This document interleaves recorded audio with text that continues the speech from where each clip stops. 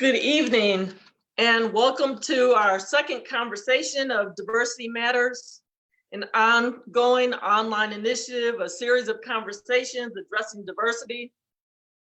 We are currently discussing race relations, police brutality, and social injustices, racial profiling. If you would, please share this video right now, those on the call, as well as those watching. Please share with your friends and family on your Facebook pages so that they can watch this live as well. Thank you very much. I'm Reverend Vicky Hughes, and I'm the founder, host, moderator of Diversity Matters. I am also a chaplain and a preacher. I was raised in a predominantly Caucasian, upper middle class, Midwestern suburb.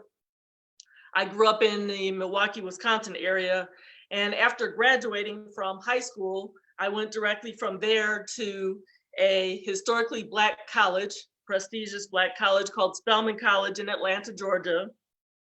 And I was exposed to a different environment. And now, to this day, I'm a proponent of not only racial pride, but also diversity. I started an in-person diversity initiative when I was in seminary in 2016. And in a minute, you're gonna meet my diversity team of panelists for this online effort. First, I wanna tell you about what we're doing and why. My diversity team and I agreed to converse during live streamed conversations about current events and issues related to diversity. We're exposing our vulnerabilities while we're also being respectful of each other and our views, thoughts, feelings, and opinions. We want others to hear what we have to say in order to educate and share. We hope that other people, those watching, will initiate conversations such as ours. We believe these conversations are necessary, and they're the beginning of the start of understanding each other, accepting each other, empathizing with each other, and healing each other. You know, this country, this world needs healing. We are broken. We are a broken world. We're talking about race again tonight. During the last conversation, which we had, our first one on June 17th, you heard about our reactions to police brutality against Black people. You heard about what it's like to be Black in America, especially while raising children. And you also heard how frustrating it is for many Caucasian people who fight for and speak out against injustices, and then they get pushback from family, friends, or parishioners who don't necessarily agree with what they're doing. If you watched last time on June 17th, we shared our hurts and our pains with you. And our topic last time was Black lives, brown bodies, Black lives matter. Tonight, our topic is this one. What do we do with this pain? What's next? I want to first do some introductions like we did last time. Some people who were on last time are not able to join us tonight, and a few people who weren't on last time are here this evening. So I want to start with those two who weren't able to join us last week. And first I'll start with Reverend Eleazar Partita. If you would take 2 to 3 minutes to introduce yourself and just tell us your ethnicity, your education, where you live, and whatever else you'd like to say. So Eleazar. Well, hello to all. As Vicky just said, I am Eleazar Partita, and I pastor out here at St. Paul's United Methodist Church in Maxton. It's a small rural community. I think there's less than 2,000 people that live here in Maxton. Of course, we have 2 bigger cities around us, but that's where I'm currently at. As for my background, I was born in Mexico. My parents came over here when I was 2 years old, so I've been living here in the area since then. So I don't know too much about Mexico itself. So I am considered one of those 1.5 generations. So I'm not first generation Latino here, and I'm not second generation. I'm caught somewhere in between the middle. So when I talk about issues and stuff, that's kind of where I'm coming from. And as for my educational background, I have a bachelor's degree from UNC Pembroke, and I went to Hood Theological Seminary, and I have a master's degree from them. Okay, welcome, Eleazar. Okay, and then next is Brother Efren Muhammad, and if you could please introduce yourself, and also if you could tell us the role you play in your Muslim faith and anything else you'd like for us to know about you, that would be great. And if you would take 2 or 3 minutes to introduce yourself. Well, first of all, greetings to everyone. As Muslims, we have a traditional greeting of Assalamu Alaikum, and that simply means peace be unto you. I personally want to thank Sister Vicky Hughes, who's a beautiful spirit, for giving me an invitation to be a part of this very important dialogue that is going on this evening. So as Sister Vicky said, I'm Brother Efren Muhammad. I wear several hats. I'm a student minister in the Nation of Islam under the leadership and guidance of the Honorable Minister Louis Farrakhan. I'm also the facilitator of the Winston-Salem Local Organizing Committee, which is a grassroots organization here in Winston-Salem that is composed of various Black and brown people in a think tank that seeks to create independent institutions outside of government to address issues within the Black and brown community while keeping government accountable. I'm originally from the Queen City of Charlotte, North Carolina. Of course, I came to Winston-Salem to attend what I believe is the greatest HBCU. I know some may differ, but Winston-Salem State University, where I met my beautiful wife, Angela. I have 4 beautiful children, 3 boys and 1 girl. My background is in sociology and social work. I've worked in behavioral health for over 22 years, working with at-risk populations in various settings. And I just created my second business, which is actually an agency that focuses on something that I've always been doing, but specifically community-based conflict resolution. And so I'm honored to be here, and I look forward to being a part of this spirited dialogue tonight. Thank you. Okay, thank you so much for introducing yourself. Okay, and for the, let's see, we don't have a few of the people who were on last time, but for those of you all who were with us on June 17th, what I would like to do before you just tell us a little bit about yourselves again, for 2 or 3 minutes, is I'm going to share some quotes or just a few facts about each of you before I say, introduce yourself. If that makes sense. Okay. So first, Reverend Patrick Jones. Patrick. Let's see here. Okay, so during introductions on June 17th, Patrick said this about his churches. Reverend Jones said this about his churches. He was talking about the churches and he said, diverse group that I'm working with, having these conversations with, and struggling with addressing this conversation about race in the church. When several have told me that don't bring any of that politics or that political stuff into the church. So that's kind of the big struggle I'm having right now. So I'm hoping these conversations can help us shed light on how we have that conversation and separate it from the political issue, because it's not a political issue, it's a human issue, a moral issue. So Reverend Jones, would you please take 2 to 3 minutes to tell us whatever you would like to tell us tonight? Well, I'll reintroduce myself. Obviously, Patrick Jones. I serve 2 United Methodist congregations in rural Chatham County, North Carolina. One is a small, very conservative congregation, all white. Another is small, worshiping about 50. It has a few ethnic groups represented. It's a little more in the middle of issues. And much more missional and wanting to serve and to tackle some of these issues, at least in conversation.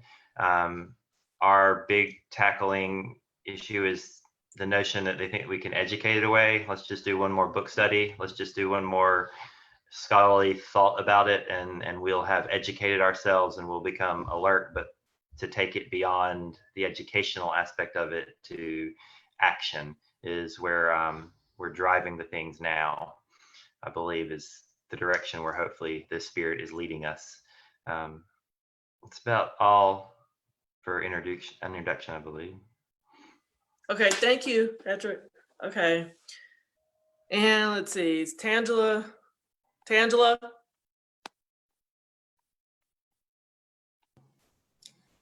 Okay. Hi, oh, sorry, you go ahead, Vicky.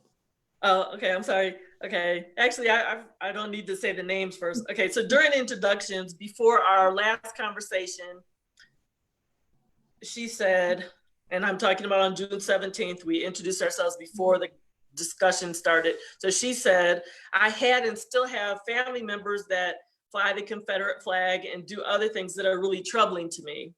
So that was one of her quotes.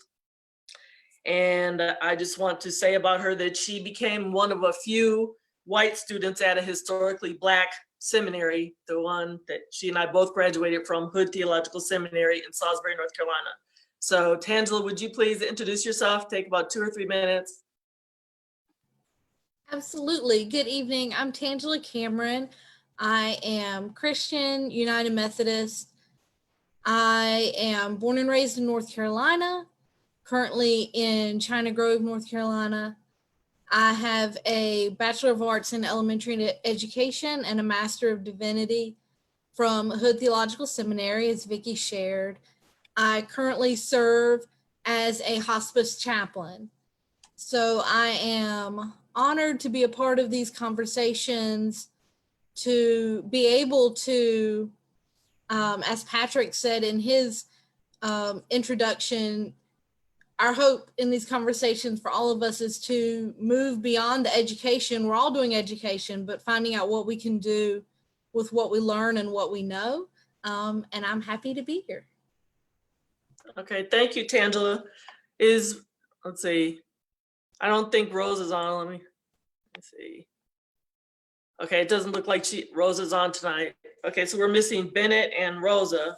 Okay, so Amy Gowdy. Okay, so during conversation about police brutality, she said, to me, I feel like that's the core issue, is that white people, generally speaking, but police officers especially, live in terror, and they live in terror because of guilt. Amy, would you please take 2 or 3 minutes to introduce yourself? Unmute yourself, Amy. Yeah, there, I had to unmute myself. Sorry about that. Okay. Okay. My name's Amy Gowdy. I live in Charlotte, North Carolina. Since we're all designating our religion, mine is, I consider myself a universalist in that I know what I don't know, right? I know I don't know the answers. So was a Christian, raised in a Christian home, then was going to convert to Islam, and have kind of moved beyond all of that to, I don't know. So, but I definitely know that there's something, and that's, to me, that's what's most important in living my life in the now, and to be of service to people, which is kind of how I operate. I'm the CEO of basically 3 different companies. I have a record label, a hip hop record label. I'm a consultant, and then I own a hip hop culture store here in Charlotte called The Corner, which before COVID was designated really as a kind of a meeting space for youth to kind of come gather. We had an event space, but my activity has been within youth in the Black community for as long as I can remember. I'm biracial. My father is Black and my mother is white, but I was raised by my biological aunt and uncle in a white environment. But I always knew that I was Black. I was raised to be proud. I consider myself a Black woman, even if I'm a little on the bright side. So my approach to life is of that of a Black woman. Okay. Okay. Thank you, Amy. That's Amy Gowdy. Okay. And the last person to introduce herself is Jasmine Newton. And this is what I want to say about Jasmine. When asked about her reaction to the George Floyd video, she described herself as being numb because there are so many videos like that one. And at some point while she was speaking, she said, these protests and everything that you're seeing, this is not something that we just decided to get upset about today. We've been upset. We're angry about more than George. We're angry about everything. We're angry about George. We're angry about Emmett Till. We're angry about slavery. We're angry about everything. Jasmine, take 2 or 3 minutes and introduce yourself. My name is Jasmine Newton, and I live in Knoxville, Tennessee, originally from Chicago. I'm a portrait photographer here and a mother and a wife. And that's pretty much me. Pretty simple. Okay. Okay, so because Eleazar and Ephraim Guan were not on the call on our Zoom Facebook live stream last time, June 17th, I want to ask them a couple things and then we'll have a group discussion.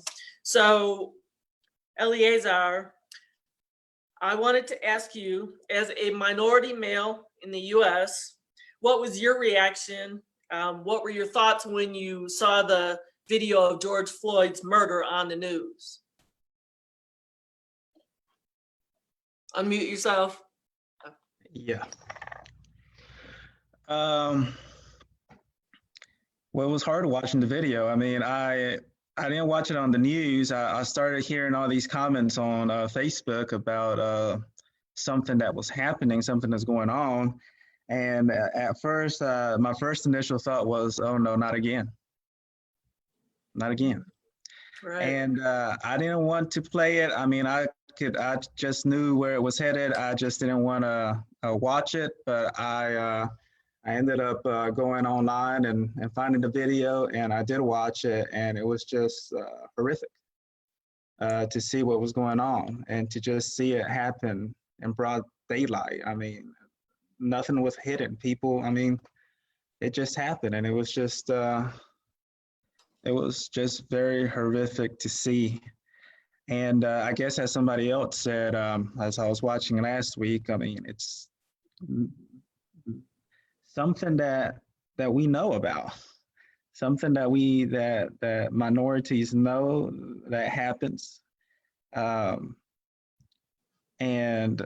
I don't want to say it's almost expected that these things are going to occur to certain individuals. And so, yeah, I mean, I was just, those were my initial thoughts when I heard what was happening and with the video. Okay. Okay. Thank you for sharing your thoughts on that. Okay. And Ephraim Guan, tell me, I mean, I know you also watched the video from June 17th. So I want to know what impacted your hearing, watching the most as you watched the video. A lot of us talked, I mean, all of us talked. There were, let's see, I guess last time we had 6 on and myself. So what impacted you the most? What stuck out as a profound statement or statements? Yes. First of all, it was a wonderful and beautiful discussion. One of the things that stuck out the most to me, I believe it was Sister Jasmine, who shared with the listening and viewing audience the experience of her son. I believe, I can't recall his age. I think is it 9 years old? And he would be in the 3rd or the 4th grade, is that correct? And so when I heard her son's experience in the educational system and how that affected his identity, that was very, very telling. But I must say, I wasn't shocked because I understand the nature of white supremacy in America. Because if I may, white supremacy is really a sick ideology where those who are infected with it feel that white is superior to Black or non-Black people. It is an attitude that is hardened into a belief that white is right, white is ethical, white is moral, white is divine, white is the highest that you can stall to. But that belief is also codified into laws, and those laws undergird all of America's institutions: political, economic, education, jurisprudence, and health, as well as education. So when you look at the educational setting, you see that in education, our children are taught, for example, Christopher Columbus discovered America. How could a man discover a whole continent of people already here? But when you understand the mind of white supremacy, those who claim to have discovered America never saw the indigenous people that they mistakenly called India, because see, the mind of white supremacists is always right. They were looking for another route to India. So they assume, because they believe that they're right, that they were in India. Never ask the people, what do you call yourself? What do you call this land? White is right, so we must be in India, and therefore you must be the Indians. But they did not see the indigenous people as human beings. They saw them as subhuman beings. Therefore, they did not see them as people. Therefore, we can take credit for us as Europeans, specifically an Italian, Christopher Columbus, of discovering the country or the hemisphere. So that stuck out to me, because white supremacy has a sick inferiority in Black and brown and indigenous people who grow up under the systems that gird white supremacy. So when I heard Sister Jasmine say that, it was evidence of what, of course, was shocking, but what many already know, that it can affect our children at a very young age. And in psychology, and any study of psychology, we would know that her son's age, the brain soaks up so much information, because the personality of a human being is normally pretty much, in terms of behavior and attitudes, is set there at that age.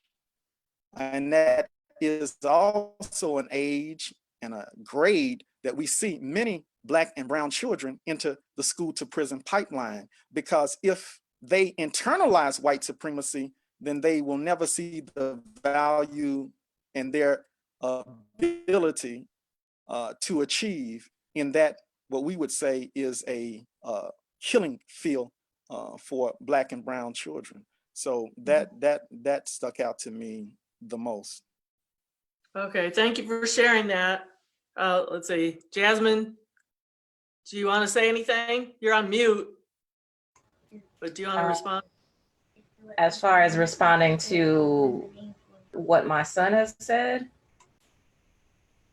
Oh, no, I was just asking if you wanted to respond at all to what Efren Vaughn said.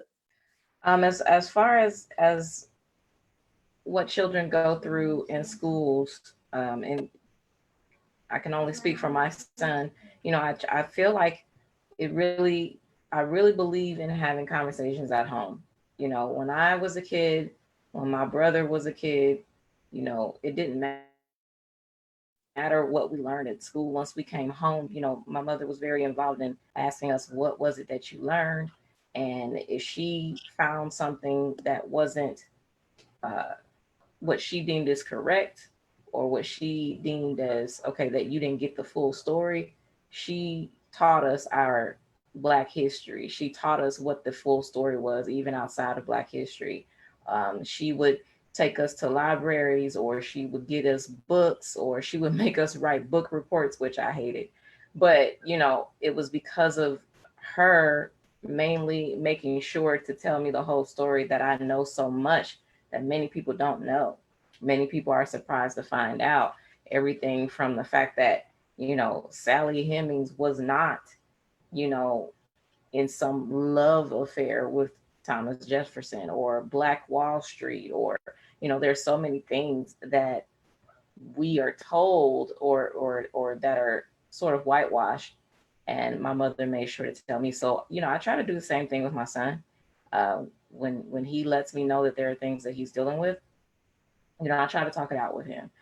And that goes with any conversation, not just about racism. Just anytime I see where, you know, he's maybe thinking a certain way, I try to kind of pretty much nip that in the bud and have a full conversation with it. So I believe those conversations really, really help at home. Mhm. Okay. Thank you, Jasmine. Okay, Amy, I know you have to get off soon, so let me throw out the question, the first question. I just have two for tonight, and so I want to take the rest of the time to have this discussion, and I'll just be moderating. But the first one is, and this is a long one, what can we do, or what do you suggest to others when it comes to improving race relations, bringing about social justice, educating others on the hurt that Blacks and other minorities feel about racial profiling, stereotypes, and discrimination? And so that's a whole long thing. And when you all discuss this, you can address any of that. So I'll let Amy, you can start first. We're basically talking about what, you know, where do we go from here? Well, I'll dial back to the past a little bit with my answer. So as I mentioned, I'm biracial, but I was raised by white parents, and they moved. My sisters were also adopted, and they were also biracial, but they were Pacific Islander and white. So they had and they were miscategorized as being Sioux Indian, which they weren't because they had dark hair. But they found out much later that their mother was from one of the Pacific Islands. And so my parents, being Midwesterners, realized that raising us in Ohio, especially because they actually had to sign a document stating they knew I was of Negro descent and they weren't going to return me because transracial adoption was illegal when I was born in '66. And so knowing the climate in the Midwest, they moved us to California, and we were raised in California. And so I was pretty much ignorant to race until I got to college. And I was actually admitted under affirmative action and was one of 600 Black students at my college. And that's really where I started to realize that there was, you know, a situation. And it was because the community we lived in, the predominantly white people were Yugoslavian and Italian. So there wasn't a whole lot of, you know, what I call, you know, the founding father white people. So, so I go to college and I got real militant, and I was very much about Malcolm X and power to the people. And I was going to convert to not just Islam, but 5% Nation of Gods and Earths. And my mother was very offended by that. And she said, why don't you accept me? Why can't you accept both sides of you? Why do you tell everybody you're Black and, you know, you're rejecting me? And she took it very, very serious, very, very personally. And when my daughter was born, you know, here she has a Black granddaughter. And so she started asking questions. And that's I think the key is when white people want to know answers, right? That's the first thing is the people who are in the situation of supremacy and privilege, when they realize it, right? That's the first step, and they start asking questions. But what I did with her is I started pointing out things. So we would go into a bookstore and I would say, okay, here's the fiction section, here's the biography section, here's the nonfiction section. Oh, here's the African American section. Why are all the books by Black authors lumped together, even though within that section you have nonfiction, science fiction? You know, Walter Mosley and Octavia Butler don't write the same books, but yet they were put right next to each other in the bookstore.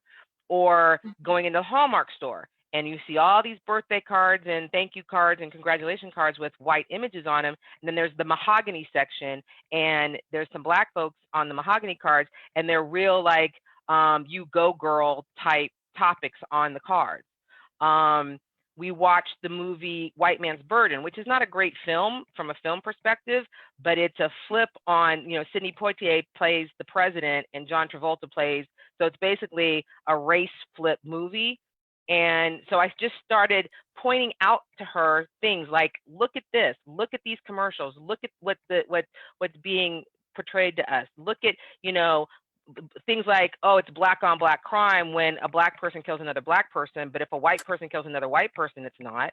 Or looking at mass shootings. Who should we really be afraid of? If all these mass shooters are middle-aged white males, why are the cops scared of young Black people, right? And so I just, you know, almost beat her over the head with it, but all of a sudden she was like, oh, I get it. And from that point on, she was an ally. She was, you know, she would tell people my daughter's Black. You know, she was so absolutely an ally. And I think that's what happens is I think part of the problem with a lot of white people is that they don't know. And so they're afraid, like I mentioned last week. And I think once the door is open and they realize we're not mad at you as a person. I'm not mad at Tangela. I'm not mad at Patrick. I'm not mad at my mother, right? I'm mad at the system.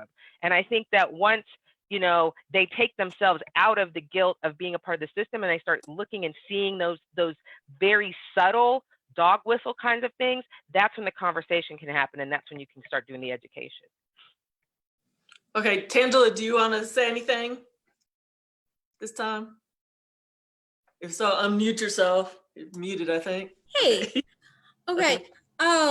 What I thought about when Amy was talking about having those conversations, I think that is really important right now. And I think it's also important to emphasize listening and the gift of listening to each other like we are right now as we have this conversation and each other take turns sharing their perspectives and their thoughts and their experiences. As a chaplain, Vicky knows this because she did CPE also.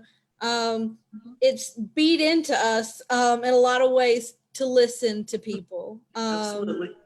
to not make assumptions about what they're saying, to not make assumptions about what they might mean about things, but to just listen, let people tell their stories.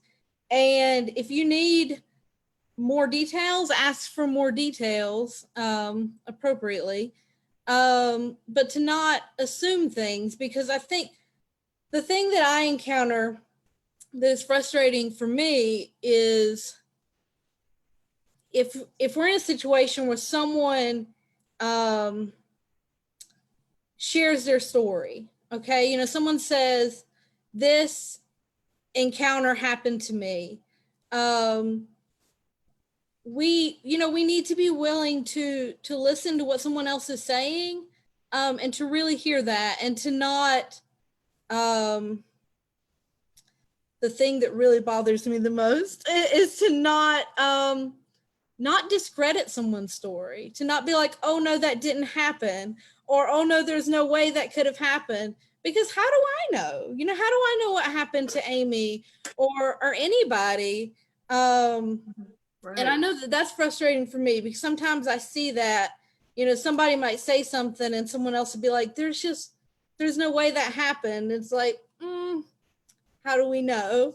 So we could be a lot more generous with one another. And I know that that is something that I have had to continue to learn, spend a lot of time learning to listen, but continue to learn, because I continue to know that there's a lot that I do know about history. There's a lot I continue to not know. Every time I read a book, I learn things that I didn't know, or things that maybe I did know, but I didn't really know the depths of their implications or their meanings. But one thing that was really impactful for me, I was hearing a pastor that I really respect, and he was talking about everything that is going on and all the things that are inflammatory right now, things that people are really upset about. And one thing he said is that he reminded me that anger is a surface emotion. There are lots of things under anger. There's pain, there could be shame, there could be frustration. And to remember that, you know, when we talked last week, you know, we talked about George Floyd. I think we may have made mention about, you know, some of the protests, you know, to remember that when we see anger, we're also seeing other emotions. And when we can see that, we have an opportunity to interact with each other on a deeper level. It doesn't mean that anybody will necessarily feel like they need to discuss their emotions on the deepest level, but just to have that awareness when you're talking with someone, that the anger that you see that might seem inappropriate from your perspective might just have a little bit more under there that you don't know about. So that's what I was thinking about. Oh, wow. I can relate to everything you just said as a chaplain. We did learn that in what we call clinical pastoral education. So thank you for sharing that, Tangela. Okay, let's see. Is Eleazar still on? Okay. Would you like to say anything about where do we go from here? How can we improve race relations? Yes, I was listening to others speak. I think I agree with a lot that's being said. I would also add that as we listen and as we hear people out, and as we deal with issues at hand, we deal with racial issues and other kind of, people want to call it hot topic issues. I think we also need to kind of move the conversation, as I think Jasmine was saying, more from the personal and into the collective.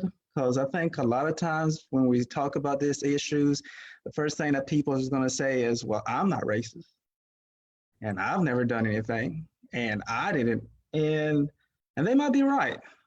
And when we move it over then to say, look, there's a system in play here, and there's something going on underneath all this, and it's unfair. Some of these things that are happening is unfair, and there are groups of people that are being benefited and others that are being pushed down, and it's happened generation after generation after generation.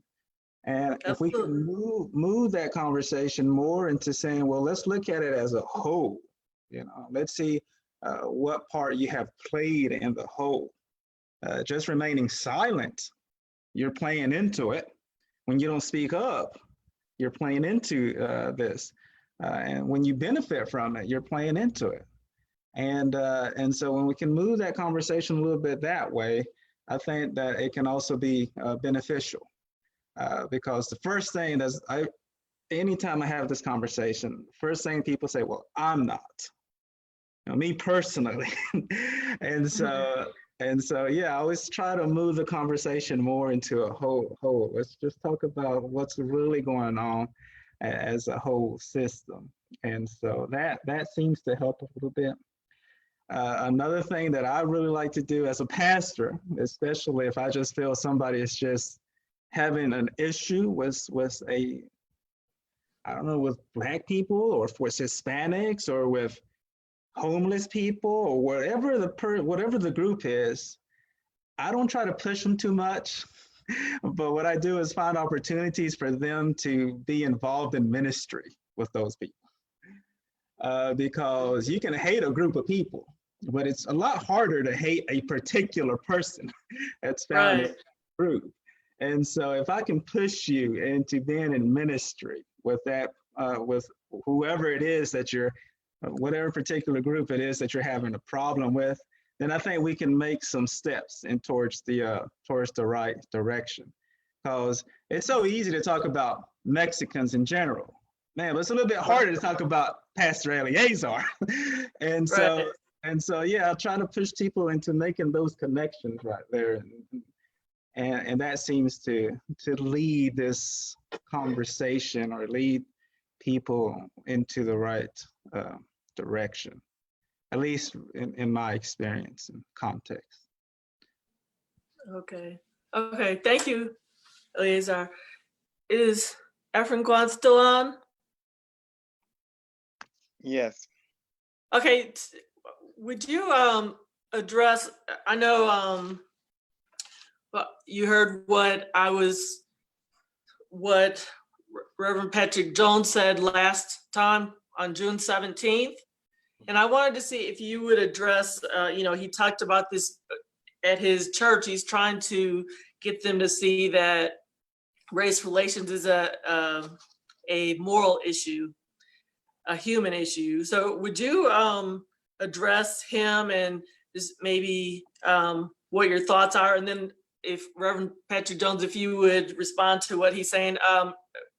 Efren Kwan has to get off the Zoom soon, so I wanted to ask him, and then Reverend Jones, you can speak after him. Is that okay? Yes.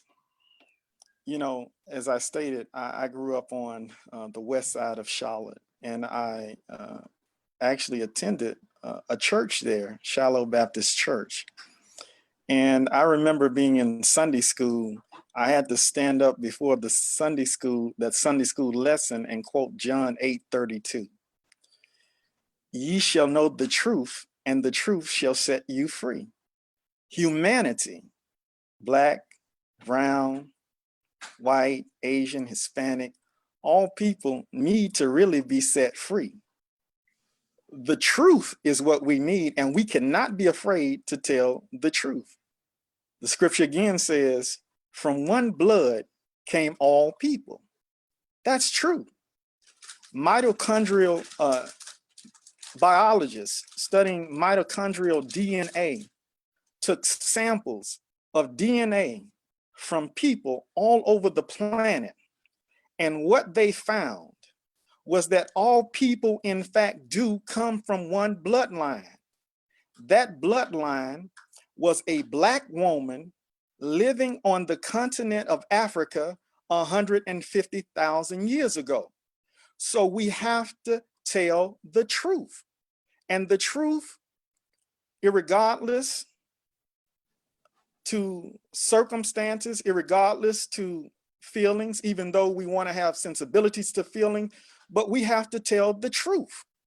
The truth is that this country, America, when they wrote the Declaration of Independence, since we're coming up on the 4th of July, the founders of this nation said, we hold these truths to be self-evident, that all men are created equal. Well, let's go back over that again. All men. Who were they talking about in this founding document? When they said all men, they were not including our ancestors who were enslaved. They were not including the indigenous people that they were moving off of their land. When they said all men are created equal, they were speaking specifically of Caucasian males. This is the founding of this country. And as I said earlier, all of the institutions in this country are undergirded with the falsehood of white supremacy. And that's why truth is necessary and must be told. How did we as Black people come into this country? We are people who don't speak our own language. We speak English, which is the language of the Europeans. We don't have our own names.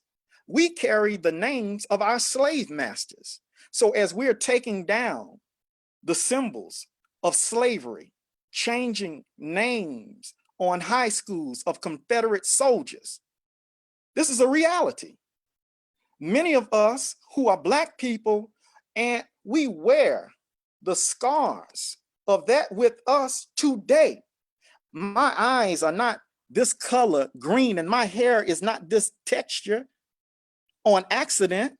These are not the characteristics of my ancestors in West Africa. This is the blood of the Scot Irish who raped my great-great-grandmother.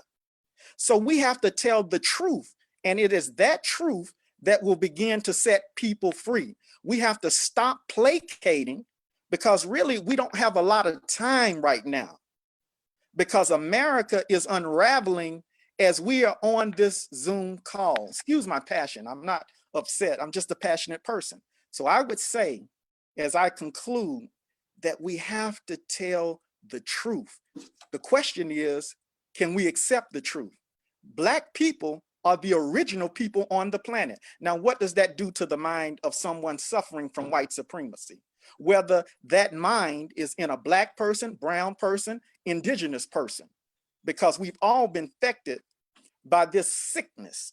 So I just would say to the pastor, tell the truth. And if the people claim they want the truth that Jesus said would set them free, they would accept the truth. But if they don't accept the truth, then we know whose master they serve. So as I get off, I want to thank you, Sister Vicky, and to the other panelists. I apologize. I was hoping to be on longer, but I have to get off.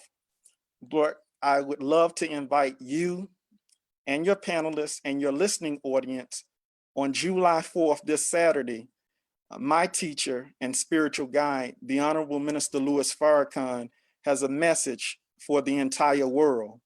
And so we're encouraging everyone, no matter your race, your ethnicity, your gender, sexual orientation, to tune in this Saturday, July 4th, NOI.org, Eastern Time, 11, Central Time, 10. But if you go to our site, NOI.org, you can get the specific times for your area.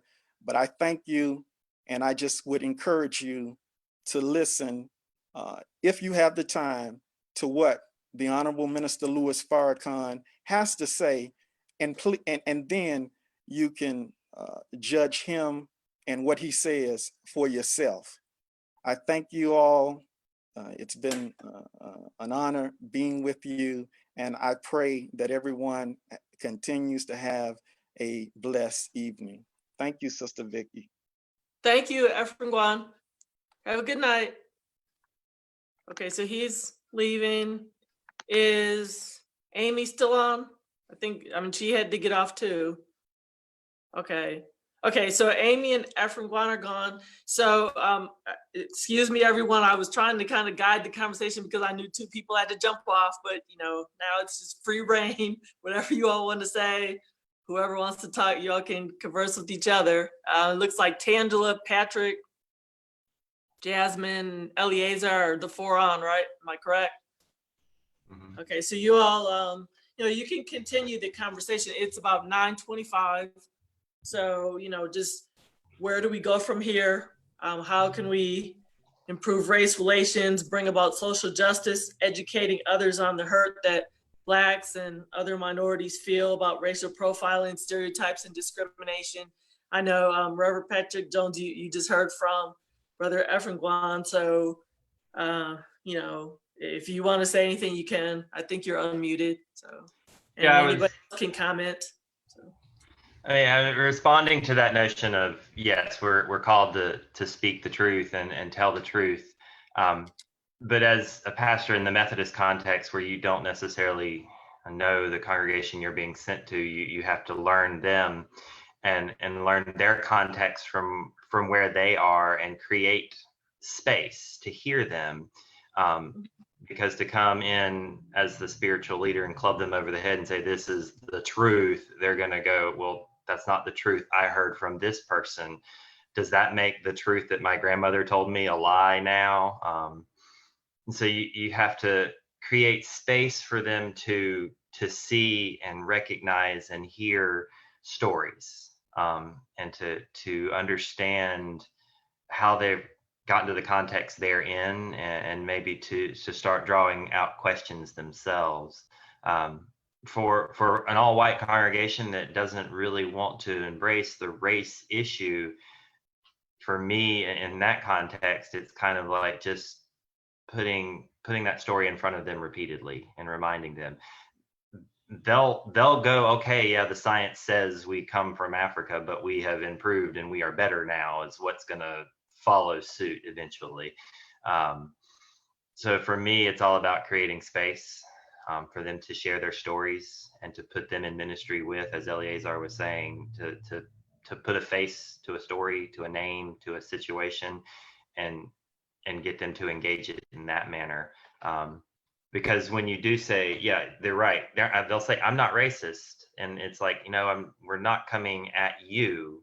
We're coming at a system that has been set up that, you may not have realized you have benefited from. And it's not a bad thing. It's just, it's time for us to change it. It's time for us to address it and fix it. We're not calling you out to say you're sorry or pay back. I mean, we hope that you do realize some sorrow in that you may have benefited over others, but it's not saying, I'm not saying you own slaves or that necessarily your ancestors owned slaves, but we have to embrace our country's original sin, and that is racism. I mean, it was built on that.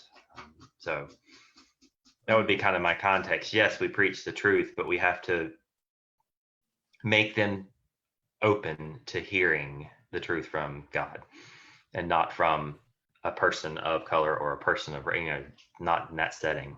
They need to hear it from the Spirit. Right.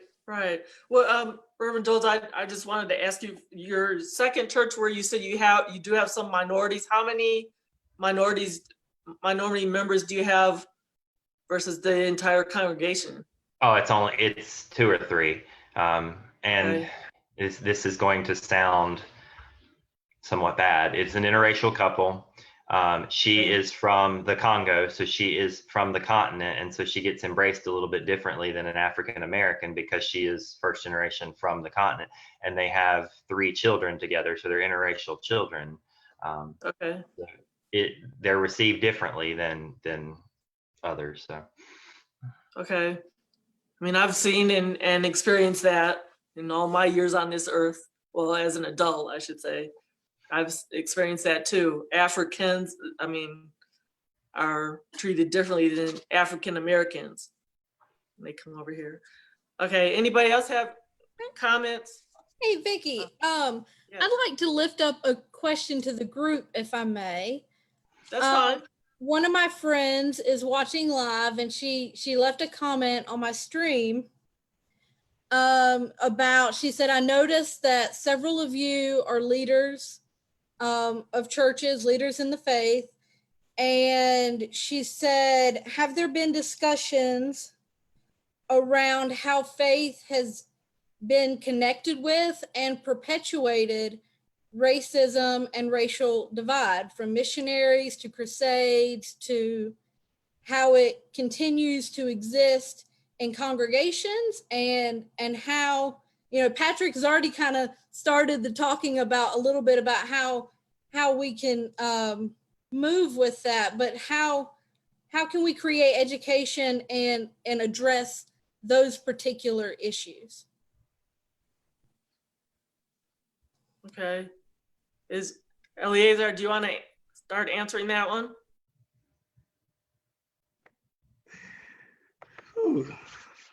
I'm sorry. That's a loaded question.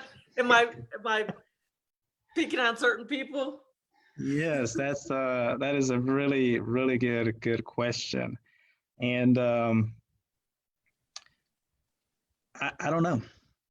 I mean, I really don't know how to go about diving that deep into a conversation with at least my congregation. I know that, you know, for those of us that were at Hood, I mean, we had those discussions there at Hood, and we talked about that, and we wrote several papers about those issues. And so we do know that there is where that side of our faith, and how faith has been used to oppress minorities, and to kill people. And so it is a difficult conversation to have. And I think, again, I mean, it starts with these steps, these baby steps, as Patrick says, some other people said. I mean, we began the conversation, and we have to make sure that people are listening. Just today, I was listening to a song. It says, there are plenty talking, but they're not saying anything.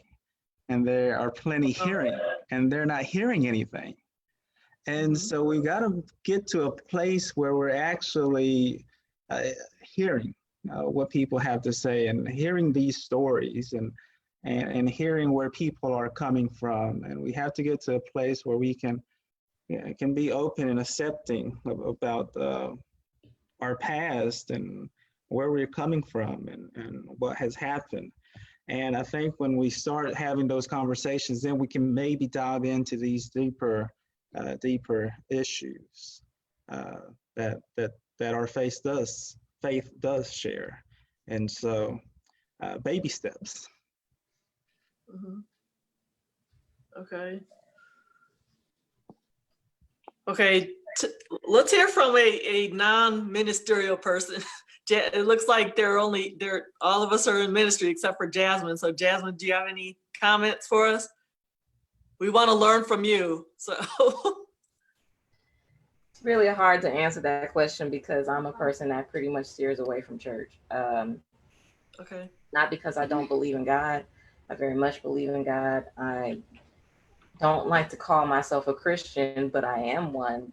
And the reason why I don't like to call myself is, one, I'm not really a fan of labels when it comes to who I worship. And I'm not really a fan of how a lot of Christians here have started to carry themselves. I do believe there has been a whitewashing that's happened in Christianity. I mean, there are so many times that we talk about even Jesus himself, how he's portrayed and how he's painted, and how statues or figures of him are made to look like is not what is described in the Bible itself. I think a lot of us tend to forget the very people, the very thing that's happening right now, as far as Black people are concerned, or people of color are concerned, or oppressed people are concerned, is pretty much the same thing that happened to Jesus. Absolutely. And it's just, you know, he was basically taken by a system. He overcame that, of course, it's Jesus, but it was a system that basically didn't want to believe him, didn't want, they had this perception that they were right and he was wrong. And just thinking about it, just kind of, I just now made that connection. So I'm like, wow, it's actually kind of the same. I'm not calling Black people Jesus or anything. Don't but you know, it's just one of those things where you have to notice the similarities in that. I want to go back to what was said earlier about when people say, oh, well, I'm not racist. Well, I'm not that. I get so frustrated with that comment, because it's basically taking away responsibility for actually doing something. We can talk and have conversations all day. We can have conversations about so many different topics, but I'm all for having conversations, because I feel like that's what that does need to happen. That's what brings people to an understanding, is having a conversation. But at some point, those conversations need to turn into action. I can have a disagreement with my husband, but we can't get past that disagreement and even realize that there is one until we have conversation. And we have to have a conversation with an open mind. I can't come to my husband and talk to him about something, but don't want to be open with don't want to be open to what he may feel about that particular issue. We both have to be open with each other and be willing to come to some sort of common ground. And coming to that common ground, figuring out what the similarities are as far as what we do agree with and what it is that we don't agree with, and trying to find some middle ground in that. That's part of figuring out how to take action. So once we have that conversation and that conversation is done, then there needs to be an action that makes sure that that conversation doesn't need to happen again. And that's a really simple way of describing what needs to happen when it talks about, when we talk about where do we go from here. It's a really simple way to explain what we need to do. When people say, well, I'm not racist. Well, thank you. That's great. Gold star for you. But at the same time, that type of I'm not this doesn't seem to work for Black people when they want to talk about Black on Black crime. I could easily say, well, I'm not one of those thugs you may be talking about. I didn't shoot anybody. I don't, but yet and still, as a Black person, I am expected to still speak on it and say something about it, even though Black on Black crime is not a real thing. I'm expected to do something about it. I could easily say, we could easily talk about all the children who are abused. People take that seriously. We don't have anyone saying, well, I don't abuse kids, so why should I do anything about it?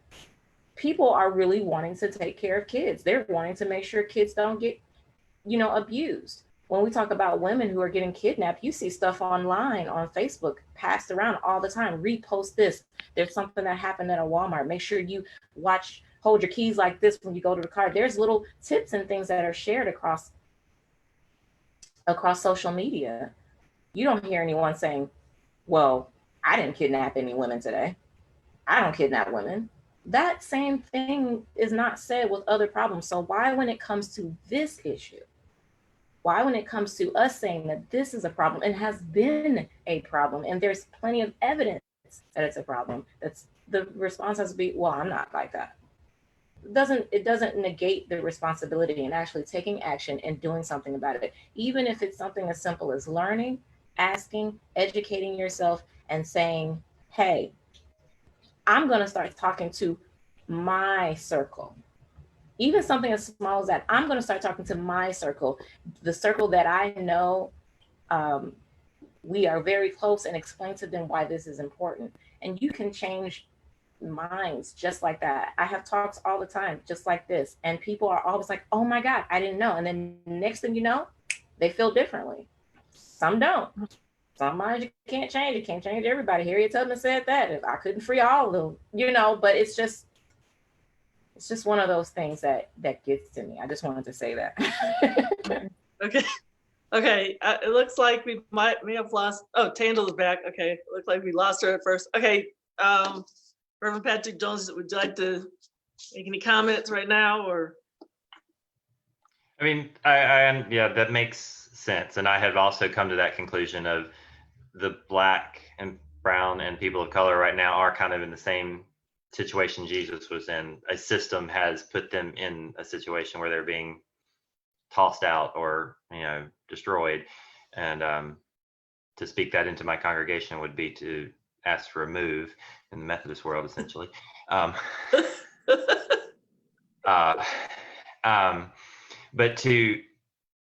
we do need to talk.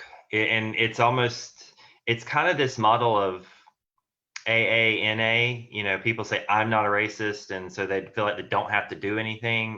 With AA, you have to say, I am an alcoholic. And it's not a shameful thing. It's not a guilt-ridden thing. It's okay, I've owned it. I've slipped up and I've been a part of it. And it's then the community around them help them walk through the process of healing. And so Right. when coming across people that are so like, I'm not racist, it's like, I'm not calling you, I'm not saying this is a negative thing. I'm just saying it's a label that might fit because you have benefited from things and you have said things, or you have not said things when you should have said things. And so allowing space for people to be vulnerable and to acknowledge those things and to come to those aha moments themselves and walk along them in that way. And not to fight it with facts and figures, because they're going to find facts and figures to support their angle, or they're going to twist the percentages to make it look like this because they want to pull out the black on black crime. Well, when you look at the percentage of the population, it's white males that are doing the crime. You just want to look at a small subset of it. So it's that kind of concept of how do we steer the conversation into it's okay to say, to be vulnerable, and we're not gonna nail you to the cross and crucify you, and we're not calling you out to be crucified, but to realize that from the faith perspective, you were in that crowd yelling, "Crucify Jesus." I mean, Right. we would have been in that crowd yelling, "Crucify him." We wouldn't have been. I mean, even his disciples turned and ran. So, Right. Right. Okay. Is Tangela, are you back? Okay. Oh, you're muted. Yes, I'm Want back. to say anything? Okay. Okay. Yeah. So what I was thinking about in relation to that question about, you know, how the church can respond to the ways the church has been a part of that. I do think it's in conversation. I think as Patrick noted, as someone who's also in the United Methodist world, the pastor or leader of the congregation kind of has to know their congregation and how they can approach it. And everybody approaches it differently. My particular pastor is really good at just at weaving in these really strong yet calm and subtle messages in his sermon. And he's really good at that. And that's one way that he gets people to think. Because in my particular congregation where I attend, coming at anybody too strong would definitely be a closed door. So he fits that in his way. But I do think it is something to continue to think about. You know, Jasmine mentioned the imagery of Jesus. And that was something that I thought about today. My husband and I were in our church. We were doing some work for the church. And I looked at my husband. I was like, you know what? What do you think would happen if we had a picture of what we believe Jesus really looked like in the church? And he said, I don't know if it would go over well. And, you know, that's something that we have to think about why would it not go over well? You know, is it truly because, well, I guess it would be a lot of reasons. It would depend on the person, you know, it may be comfort. You know, we grew up with a certain picture of Jesus for a lot of reasons, or, you know, it could be something else, you know, there could be other reasons why that might make people uncomfortable, or they may want to turn away from what we know Jesus looked like. I mean, we don't have actual pictures, but we have some strong ideas. Right. So yeah, that's my thought. Right. I mean, we're essentially asking people, not just us, but just the world period, for us to make some changes. I mean, it's having to change mindsets. You know, people who are older have had these certain images and just ideas in their head for decades. So it is hard to, you know, convince somebody, you know, otherwise of something. So when, you know, I was, as we were talking about churches and in response to what your friend was saying, Tangela, you know, I think about, just for those people who are watching, there are, let's see, so there are 4 ministers on the line, and I actually, so the other 3 ministers are United Methodist. I grew up United Methodist. I've been United Methodist. I have been Christian Methodist Episcopal, African Methodist Episcopal, and I'm African Methodist Episcopal Zion now. I'm actually ordained as AME Zion. And, you know, I just think about how Blacks during slavery time, right after slavery, Blacks were going to, a lot of them really favored the Methodist doctrine and just tradition and everything. And so they were attending the Methodist church, and because they were treated poorly, they had to sit in the balcony. A lot of them weren't able to, allowed to go up to the altar and things like that. A lot of the Blacks left the Methodist church, and then so AME started, and then AME Zion. And now, you know, these the denominations still exist.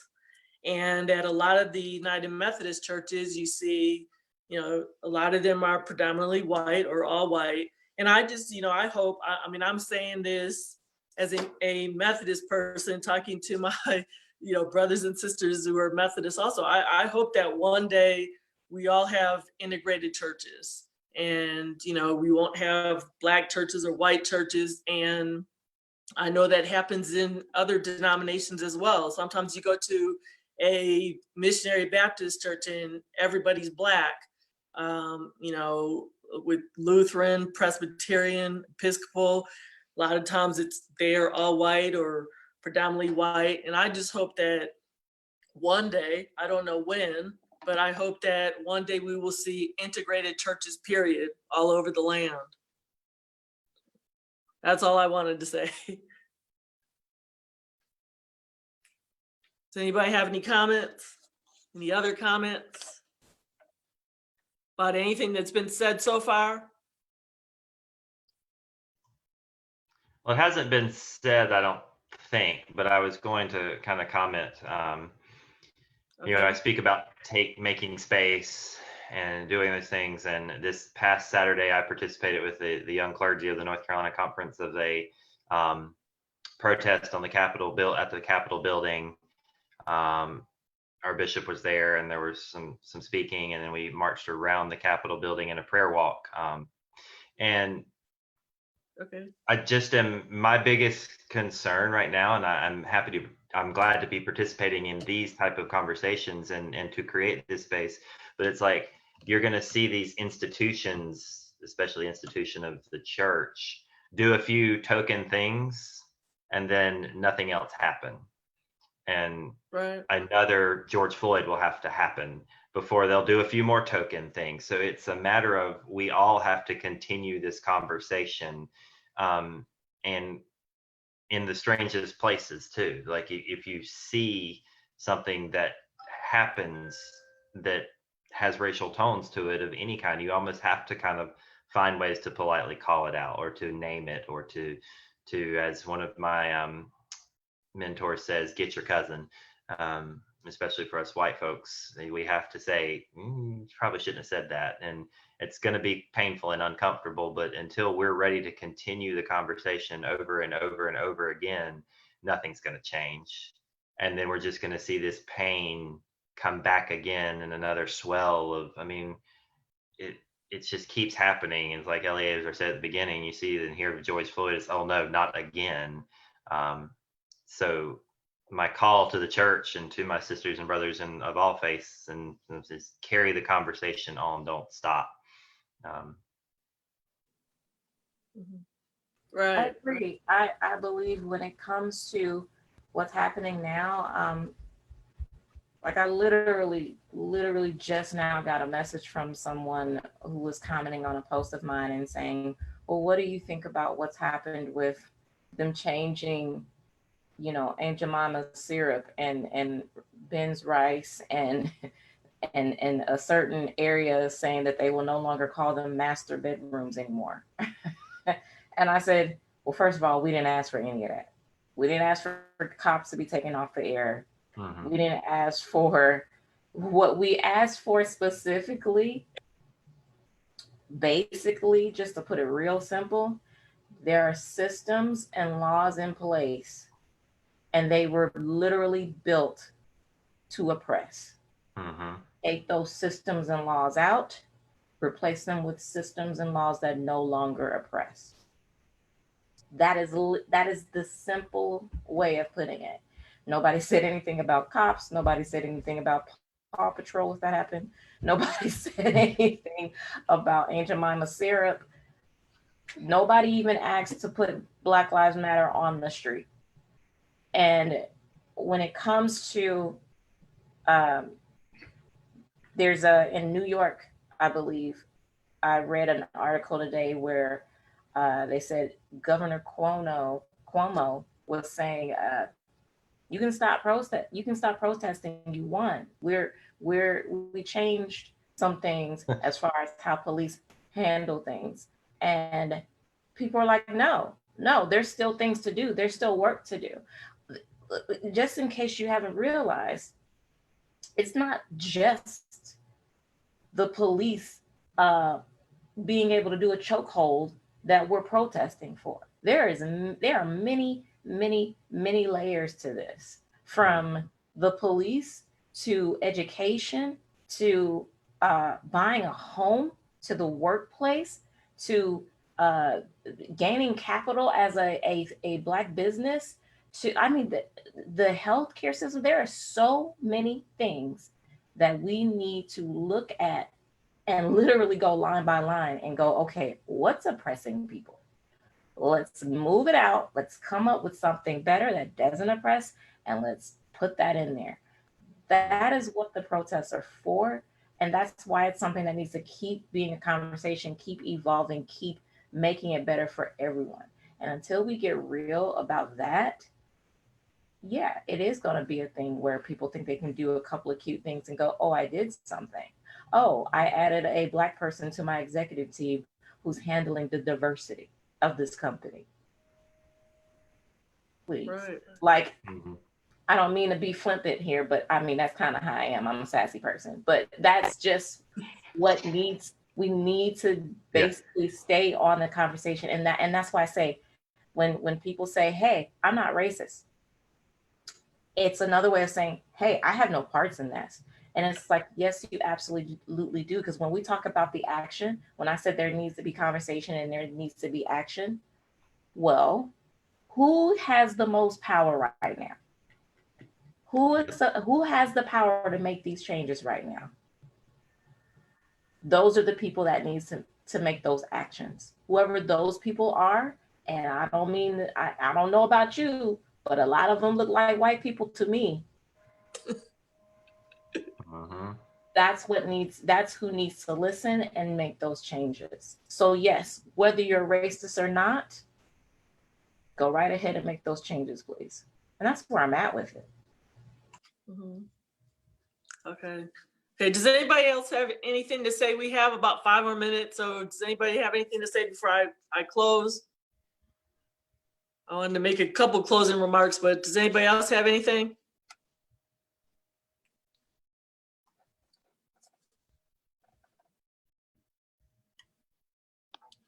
Anybody else? Tangela? Eleazar? Patrick? Nobody?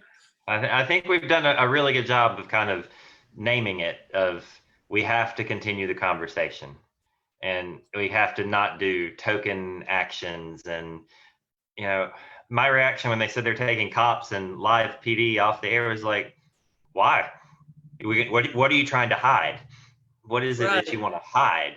Is it that you're ashamed? Maybe you should leave it on the air and should engage a conversation and help lead to the change that's needed.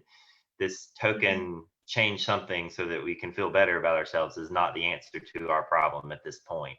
It never was the answer. We just have along the pathway have let it be our answer. So we still have to have that conversation, continue to have the conversation about who is oppressing, what is oppressed, and, you know, embracing it and not this isn't a blame game. This isn't a you've got to say, you got to pay for your mistake. This is just a let's fix it. Let's just, I mean, the way, and I don't know that this country will ever be ready for it, but we look at South Africa and the Truth and Reconciliation Commission and just the ability to come before a group and say, yep, I benefited from this. Let's move, let's change the system. I mean, and who's oppressed, what's oppressed, and how can we fix it? That's what we need. We need a truth and reconciliation, but I don't know that we're anywhere near because we can't name the problem. People don't want to name the problem. They want to just say, no, that's not a problem. So, and until everyone can say, yep, racism is a problem. Yes, there are oppressed people in our country still.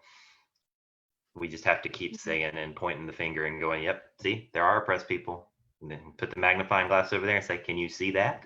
Do you see that person? Right. And when that starts to happen, then you can move the needle slowly but surely. This is a long arc process. There's not going to be a quick answer to it. So we have to keep the faith and keep the conversation alive. Right. One of actually the second question that we didn't get to tonight was, I just want to read it. I had the question, how will we proceed if our country's race relations worsen? And, I want to be optimistic and hopeful. I really hope that things don't get worse. I mean, I think we're at our worst right now. So do y'all have any quick comments to that question?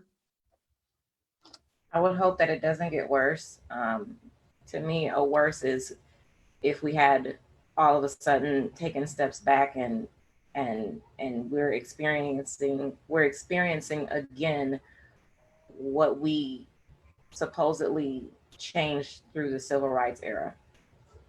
Mm-hmm. That would be worse to me. Or there are, but when you said that we're already at worst, I can feel that too, because there are people right now getting found hung in trees and it being deemed as suicide.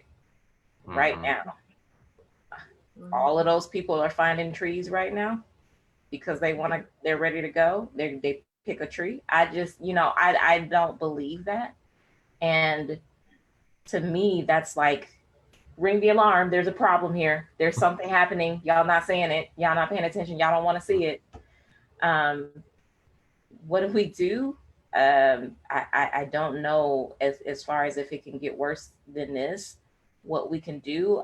I feel like the answer is a very scary answer, because then you're going to have extreme responses to what will be considered an extreme problem. Absolutely. Absolutely. Okay. I'm making sure everybody had a chance to talk. So it's about 10 o'clock. I apologize to our viewers again we started about 5 minutes late, so I apologize for that. If nobody else has anything to say, I'll give you all a second. If anybody else has anything to say it now. Anybody? Okay, just, in closing, I just want to say, as a country, as a broken world, we have a lot of work to do. And, we weren't put on this earth to bring about strife and to suffer from what other people do to us or have done to us. And, we have to find a way to coexist. Rodney King, some of you all might not have been born yet, but I'm talking to my panel. But Rodney King, after he was beaten, he said, can we all get along? Can we get along? I want to thank my Diversity Matters team members, panelists. Some were on for a while tonight and had to get off, and some weren't able to join us. So again, there are 8 panelists on this team, and myself as the host and moderator. I appreciate everybody, all of the panelists, and I want to thank you all for helping me make these ongoing conversations possible. I had a dream and this has become a reality. I believe that we're setting an example for other people, those who are viewing, setting an example of how we can have conversations together despite our differences and just really talk and, learn about each other and empathize, understand, and try to come up with solutions. And then, I want to challenge all of us as well as viewers to take action. Start having these conversations, start putting things in place and start speaking out about injustices, social injustices. I want to thank all the viewers. Just FYI, last time I checked, we had that first video from June 17th, there were 600 plus viewers. So I hope that you all will share this with your family and friends. The more people who see this, perhaps we can, be the catalyst to get other conversations going, some action going. So thank you again to all viewers, and we hope that you've learned a tremendous amount from us. Hope you've listened to everything we've shared with you tonight. And again, we encourage you all to start conversations in your neighborhoods, at work, in your schools, churches, and in your communities. And I also want to add, some people are in interracial, they have blended families with interracial situations. So start conversations in your families. You all need to understand each other as well. This Diversity Matters team of panelists and myself will be live again on Wednesday, July 15th from 8:30 p.m. to 10 p.m. And not sure of the topic yet, but we'll probably continue on with race relations. Please share this live stream video with people you know on your Facebook pages. Thank you, and many blessings to all of you. Good night.